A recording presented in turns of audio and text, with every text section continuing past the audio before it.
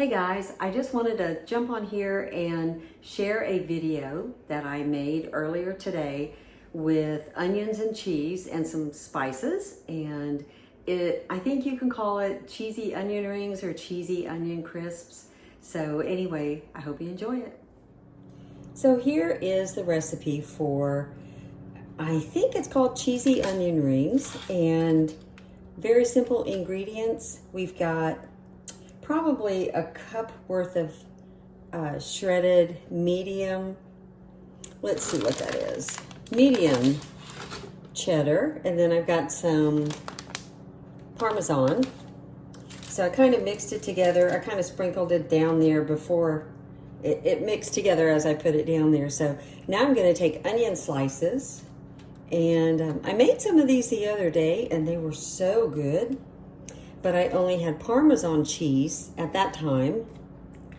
So now I've got some cheddar, which the recipe that I found calls for cheddar. And so I did a combination of Parmesan and cheddar. I love both. So we're gonna get these up here. Just kind of fill in the spaces. And here's another one. And then we've got another one. So you can do it however you want. You can do the whole cookie sheet or you can just do part of it.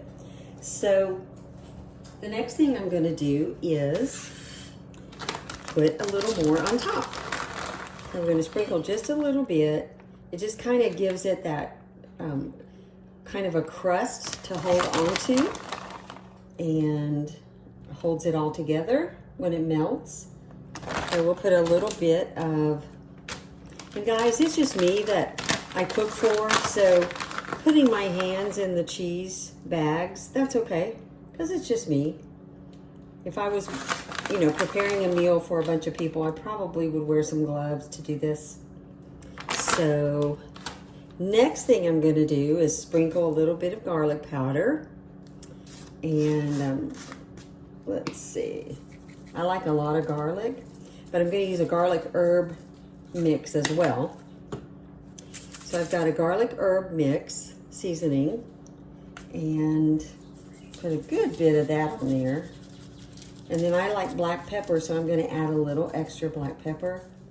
You can put whatever you want on there. So we've got that. And we'll do the black pepper however much you like. I'm not going to do salt because the cheese has plenty of salt in it. So I'm going to put this in the oven and cook it on 400 for about 15 to 20 minutes. And the other day when I had done it, I cooked it for 20 minutes and the cheese got pretty crisp.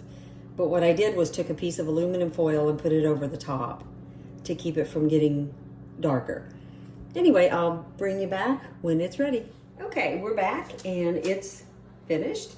I cooked this for 15 minutes. I did not go to 20 because, as you can see, it's kind of dark or crispy. The other day at 20 minutes, it was really dark. So I wanted to go a little bit lighter. But if you wanted to cook it longer, you could always put a piece of foil at the top. Normally you cook it on parchment paper per all the recipes I've seen. I don't have any today, so I used aluminum foil, but then I did spritz just a little bit of like a cooking spray on there. So I'm going to show you. It pulls off like this. See if I can get underneath there to loosen it. And you can use a spatula if you want, but here you can see it. Kind of like that. The onions are nice and soft. And anyway, that's it.